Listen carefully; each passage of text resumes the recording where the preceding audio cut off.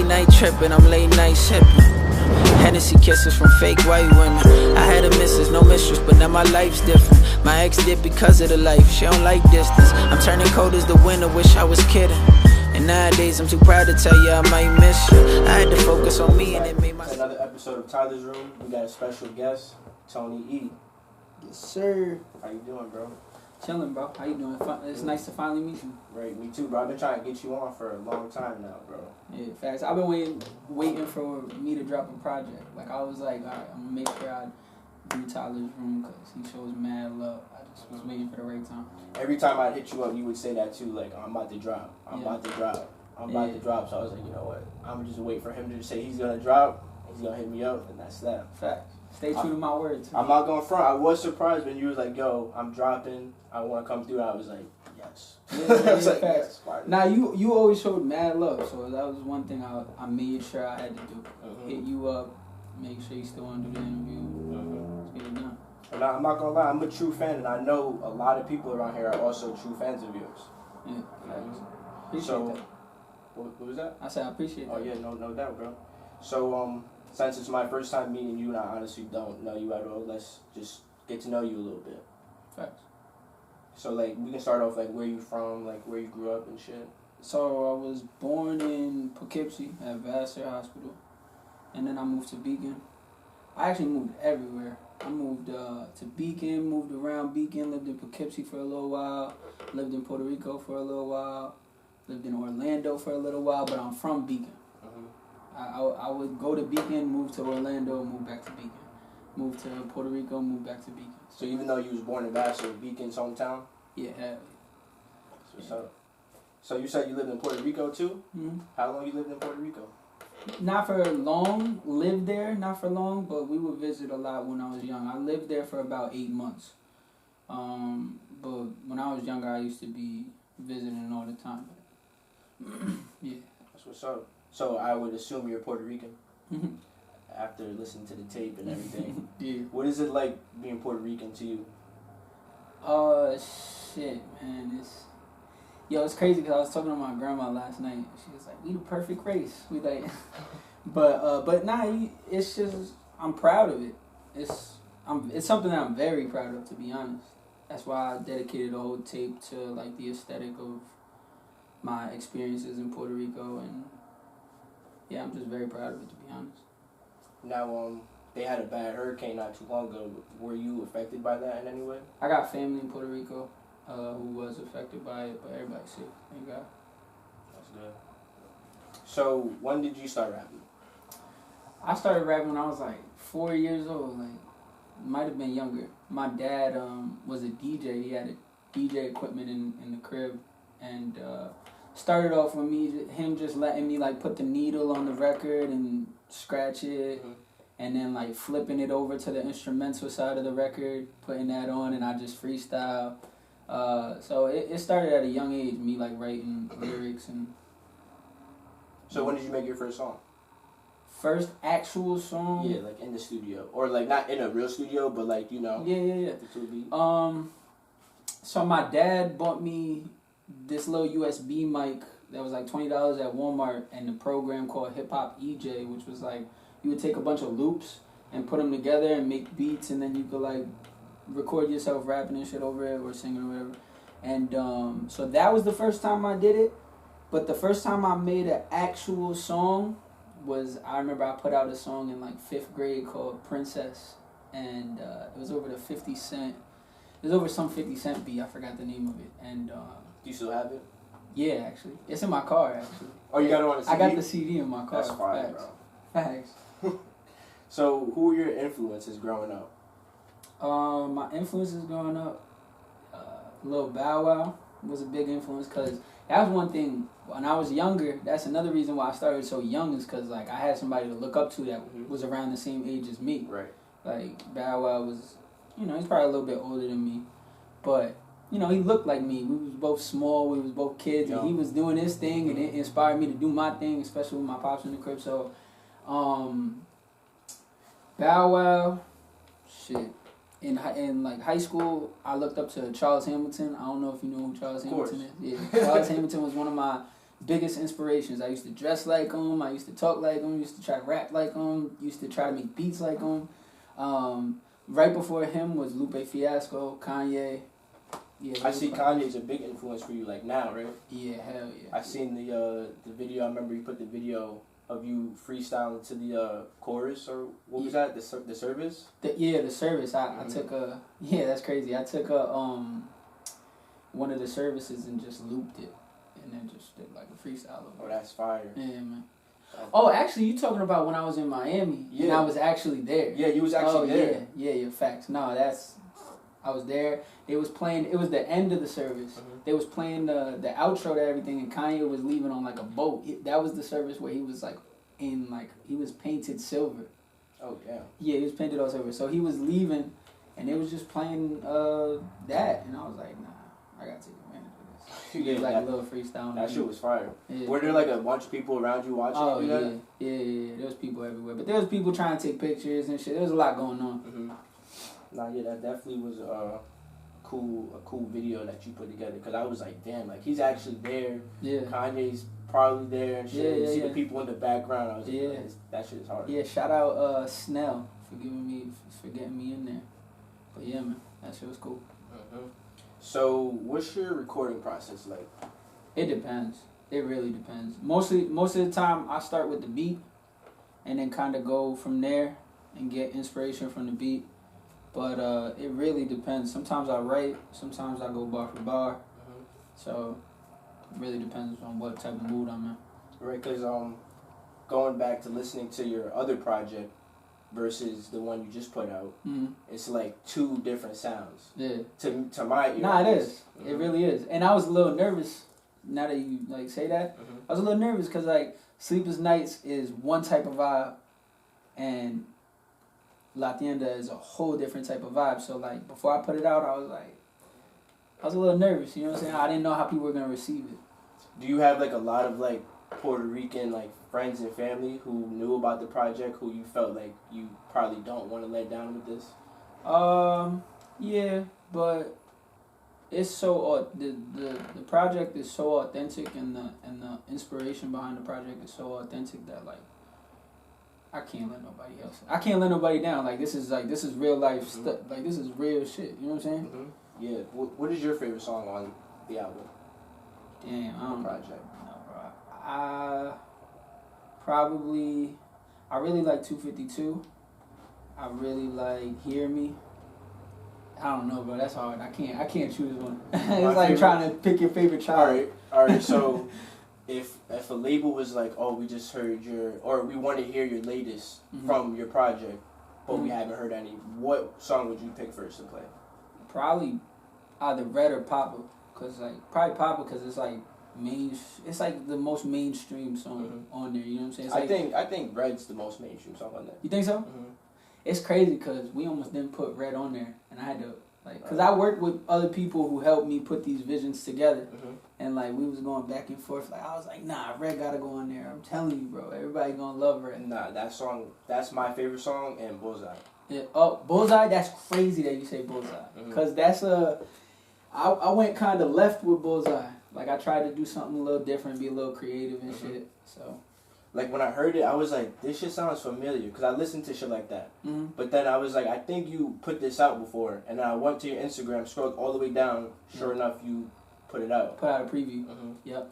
How did you make that song?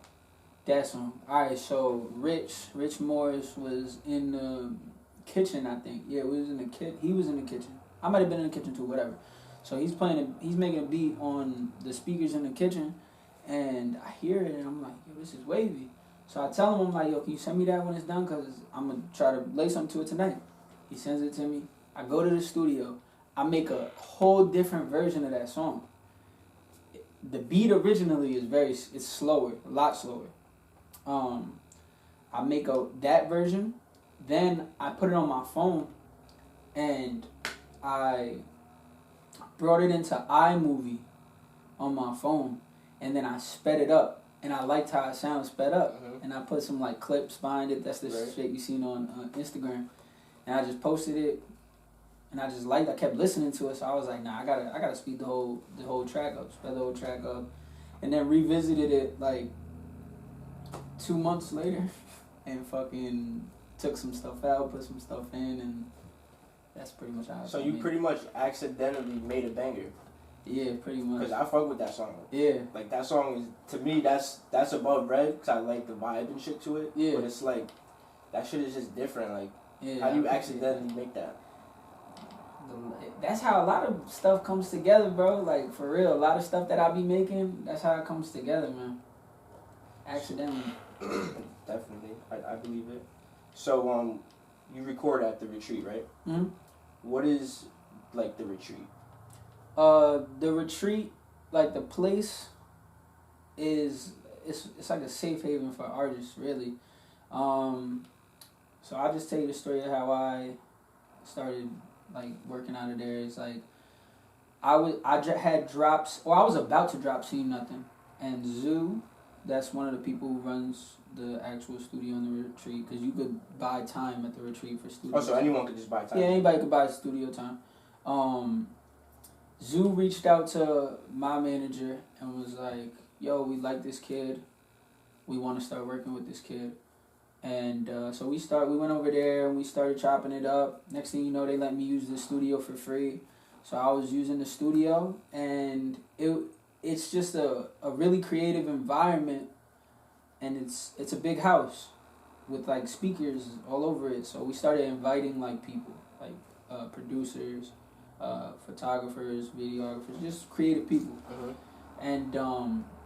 And yeah, as time went on, people just started sticking, like Rich, Loso, Semi Beats. There's a bunch of people that are there on the daily now, but yeah, it's really just a place where we make our music. Anybody could come book studio time, and yeah, that's pretty much what it is. Yeah, because even though I'm not an artist, like people still like bring it up to me, and like I've seen other places that like the retreat is the best studio to go to around, and yeah, that's dope. all the best artists go there and whatnot. I think so. Mhm. Yeah, Party used to go there before. You know what I'm saying? He leveled up. Mhm. So yeah, I'd say it's the best studio around, if you're asking me. You know I second that. Yeah. So what does your team mean to you, and how do you guys all benefit from each other? Shoot, bro. My team we solid, bro. Like we all really help each other, bro. Like from me, I gotta go down the list. Me, Zoo, Phil, Swift, Loso, Semi, Rich, Jid, Chris. Like they all just help in different ways, bro. Like we take all these trips. You know, one of our connections may lead us into another situation. You know what I'm saying? So like we really just help each other, and they help bring my ideas to life. So I'm very grateful for that. Like with the beats, with the photography, videos, like literally, like they just help me they help me express myself on a whole nother level. So I'm very grateful for my team. Everyone needs a good team, man. Facts, man. So what is one of your most memorable moments together as a team?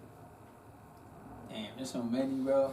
I'd have to go through my phone and look, but damn, I don't know, man. We've been to LA, Miami, Atlanta, all these different places. I'm trying to think what like a good. I remember when first time LA. Yeah, when we went. Well, you wasn't with us the first time in LA, but damn, I don't know, bro. There's so many. All right, so I'll tell you one. I had a show at La Marina before it got shut down, and that shit was crazy, bro. Like just. Party showed up. Carmelo Anthony was there. I was crowd surfing. We was lit. That's probably one of them, bro. There's a million memories. Carmelo was in the crowd with you? Carmelo he had a section. Yeah, he was there. Like he was watching me perform. Oh, that's fire. You see him vibing out? Yeah, he was vibing out. That's what's up, bro. Yeah, thanks. So let's talk more about memorable moments. What was it like seeing your video on TV for the first time? It's dope. It's really dope. It's kind of like a dream come true. That's how I feel. You know what I'm saying? It's an accomplishment. It makes you want more though. It definitely it makes me want more. I should say. Yeah, because you had more than one so far, right? Yeah. What was the first one? First one, it might have been A. I think it was A with this. Yeah, I think it was A. I want to say A because I don't think See Nothing went on anything. No, not See Nothing. A. Yeah, it was A. Yeah, because I thought Ways featuring Jig was the first one. When I did the interview with Nick, he told me that wasn't. Nah. So I was like, oh, damn. Yeah, it might have been A. I want to say it was A. I could be messing up, though. It could be something else. But I think it was A. But I've had, like 3 or 4 now. So it's cool. It's cool. Which one is your favorite? Out of the ones that went on there? Yeah. Ways. I love Ways, bro. Me too. Like, the video, he captured, like, Poughkeepsie in a really good way. Swift. T Swiffer and Nick edited that video. So, like, they really captured the heart of Poughkeepsie and, like, the soul of Poughkeepsie. So I'm very proud of that video. Nah, yeah, me too. I'm not from Poughkeepsie, but I was, like, even I was proud to even be, like, close to that. Like, I don't live far from Poughkeepsie, but I was like, damn, like, that should look good. Facts, bro. Like, I love that shit. Yeah, that was definitely a good visual and a good song. Appreciate it. So let's start talking more about your projects. Let's talk about La Tienda versus Sleepless Nights, right? Mm-hmm. So they're both totally different sounds. Like, where was your head at during the majority of the recording of La Tienda? Alright, so I'll tell you where my head was with Sleepless Nights first and then kind of usher you into La Tienda. So with Sleepless Nights, how that came together was because me and Diz started coming over to the retreat more frequently, and it got to the point where we was just bouncing ideas off of each other and just, chilling. And it was like, yo, let's do a project. So I was like, fuck it, let's do a project. So we just started knocking out records, really, and a lot of the stuff that he was feeding me was giving me the type of vibe that you were getting, which was kind of more aggressive and like more like rappy, you know what I'm saying? So with that project, that's why that project's like that, is because like it's the type of energy that was being, fed to me through the beats, and then also just, so that's where I was at with that project. Now, in between that and La Tienda, I was doing a lot of recording, and to be honest, I finished Pancho before La Tienda. And then La Tienda, some of those are throwaways from Pancho. But what I was trying to do with La Tienda was kind of match the energy of what's going on with the world right now. Right.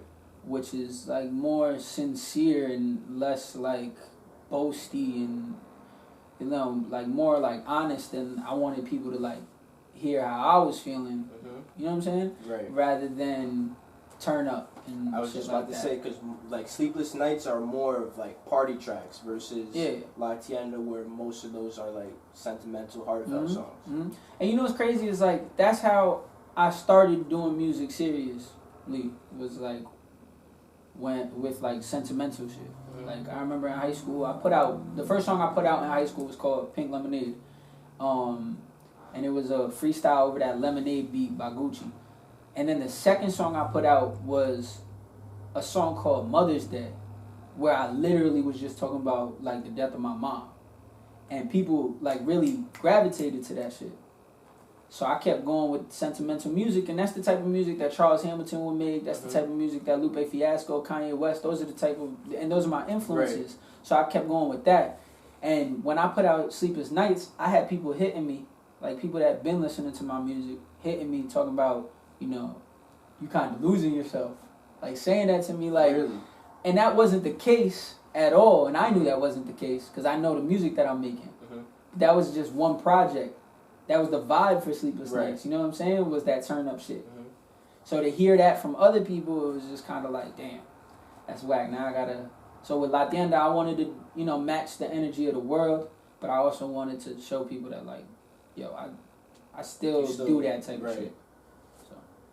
Yeah. I hear you talk a lot about like depression and like people with like drug addictions and How do you deal with that while you're not in the studio, like on a day-to-day? Shit, bro. I don't. I mean, damn, I don't know, bro. To be honest with you, I just deal with it, bro. You know what I'm saying? It depends on the situation, I guess. You know what I'm saying? I just roll with the punches. I heard you also say in a song, your brother was locked up. If he was white, they would lessen the sentence. Mm-hmm. What is your take on today's situation and all the civil matter? Man, I think it's just, you know, there's clearly a division that is going on right now. You know what I'm saying? And there's clearly a disadvantage to people with darker skin color. So, you know, I hate to even get too political because I feel like I can't express myself completely the right way when talking about certain things. Like, I was having a conversation with my grandma, like, yesterday, and I even found, like, trouble, like, expressing myself the way that I wanted to. But there is a clear disadvantage, and it's like, I don't know how to make that right. Like, I've been to a couple protests, like, you know what I'm saying? I've tried to do my part like that. But it's hard for me to speak on it because, like, I'm not black. You know what I mean? My skin color is nowhere near, you know, black. Mm-hmm. So it's hard for me to speak on it. So I like to, in situations like this and what's going on in the world like this, I try to consume more and learn more. Right. Especially from people who are more at the disadvantage. You know what I mean? Mm-hmm. So yeah, man. I know that there's change that needs to be made. I'm trying to learn as much so that I can help be a part of the change. That's good though. If you like you said, you can't really relate, but you want to learn more and like. Yeah, I mean, it's hard to say I can't relate because it's like I've seen it. You know what I'm saying? Yeah. Like I got brothers and sisters. I got literal blood brothers and sisters who are black and white. Mm-hmm. I mean black and white. I got white brothers and sisters too. So it's hard. It's hard, bro. I got a lot of brothers and sisters. I got 12 brothers and sisters. Really? Yeah, bro. That's a big family. Exactly, yeah. And like I'm not connected like personally with all of them, but yeah, man, it's crazy. I feel connected to it because I got a lot of family who. And you're also Spanish, so it's not like you're completely like far away from that. Yeah, I lived with my uncle. He's black. My father is dark. He's not dark, but he's darker than me. Mm-hmm. My grandma, she's black. You know what I'm saying? So, I don't know. I want to be a part of the change. I want to help, but I don't want to. I want to learn. You know what I'm saying? And learn how to be part of it. Mm-hmm. As everyone should. Yeah, man.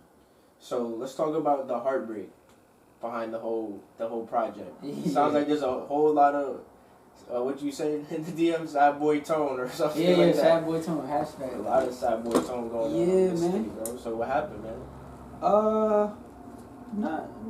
It depends which song. But alright, so let's talk about Hennessy Kisses since you got the video out for that one already. I got you. So let's get the background on that. So I was on and off with this girl for a little while. And yeah, that's what that's about. I actually wrote that 2 years ago.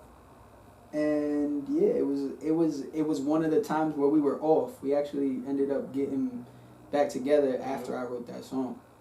I wrote the first verse actually, and then when the second verse we were back together, but it was still inspired by what I was going through when I wrote the first verse. But yeah, I mean nothing crazy, bro. Regular shit. Mm-hmm. You know what I'm saying? Regular relationship bro. I can relate to a lot of the shit you was speaking on there, bro. Yeah, that's what I like about making this type of music too. Is like it's almost like therapy for me. You know what I'm saying? Right. But at the same time, it's like I know people relate to this shit because everybody goes through it. Right. Everybody goes through it, bro. Stuff. Everybody goes through a heartbreak. Everybody got the one that they think slipped away. Mm-hmm. So feel me? But yeah, with that song, it's just regular heartbreak shit. Right. So, how is Pancho going to be different from La Tienda? Bro, Pancho is different, bro. Pancho is, I don't want to give away too much. Yeah, you don't got to give away too much. You know what I'm saying? But Pancho, y'all know my logo is Pancho. Mm-hmm. The album is the story of Pancho. So it's really a whole experience and like people will understand when I get closer to dropping it. But Pancho is a whole experience, bro. It's something that, especially any artist from this area, like the shit that I'm about to do, bro, with Pancho is like, it's left field, it's creative, it's like, it's a whole experience, bro. That's really all I can say right now. Now, are you Pancho? Or is Pancho Not really. some kind of... I guess, bro. I got the name Pancho because when I was younger, my aunt used to call me Pancho. So that's where the name comes from. So in a sense, I guess. Is it like your alter ego? Yeah, I guess. Okay. You could say that. That's what it's turned into, I guess. I guess when I got the grills in there. So when you got the grills in, your Pancho? Yeah, I guess so. That's fire, bro. So, I was on your YouTube channel last night. I went all the way down to the bottom to see the oldest shit I could find. I seen your first video. I don't know if it was the first one, but the oldest one is 7 years old. Yeah. I told you I've been doing this, bro. Yeah, you've been doing this, bro. Yeah. So, dang, I forgot the beat it was to and everything. Pound cake? No. That was like a few videos after that. Really? Yeah, but where I was going with that is because I see your tattoo. You shouted out like camo and all that. So what is camo to you? So camo, alright. So camo is a group of individuals when I was in high school who just basically all supported each other. We was in high school. It was me, Rel, Keith, Loso, Andrew, my boy Brian Daniels. Brian Daniels, the dude who's singing everything? Yeah. Oh, that's fine. Yeah, facts. Biz, Devontae, and I think that's it. Who? Oh yeah, Ray. Oh wow, I'm bugging. Ray and but yeah, all of them. It was just a group of people who all supported each other, and we got the name Camo because we used to wear camo shorts a lot. It was around the Wiz Khalifa like era when Wiz was going crazy and shit. Don't tell me the camo shorts and tank tops and shit. Yeah, no, facts. But Rel used to wear that shit a lot. I used to wear it a little bit. That's yeah, too facts. funny, bro. So people around the school, since we all hung out and shit like that, they used to start calling us Camo Gang. So I was like, fuck it, we Camo. So then we turned it into like an acronym like of some positive shit where it was like chasing after my objectives. Like I had to look at my shit and remind myself, but chasing after my objectives and yeah, that's basically what it was, man. Just a group of friends who all supported each other. That's good though. There's actually an interview that I don't know if you know Dylan X. He's a videographer who I think is from around here somewhere. He did an interview of us. I'll show it to you when we're done with all this, but yeah, it's from way back in the day. That's fire, bro. So obviously it's on you, so that's like you could live by that. Yeah, it's on me, bro. It's on me. It's on Rel. It's on Keith. It's on. Yeah, he's been saying that forever, but it's on Devontae. Like we all got, a lot of us got this shit tatted, bro. This shit is for life, bro. Like you know what I'm saying? Yeah, that's the acronym is actually a positive acronym. Anybody could live by that. Yeah, facts, and that's what I like to think. My messages are positive. You know what I'm saying? No, you don't have any like bad messages in your music. Yeah, no. I mean, I say some wild shit sometimes. You know what I'm saying about getting my dick sucked and shit like that. But you know what I'm saying? Like overall, I like to think that my message is pretty positive. Hey, what's up, y'all? It's Tony E. Make sure y'all go download my new album, La Tienda, on all streaming services right now. Yeah, man, chiefs on islands across the Caribbean Sea, yes, forming the perfect trifecta of energy you now observe within me, a legacy of resilience inherited through the struggles and strengths of my ancestry, the very definition of the divinity derived from diversity. I am Picasso, bata drums, and palm trees.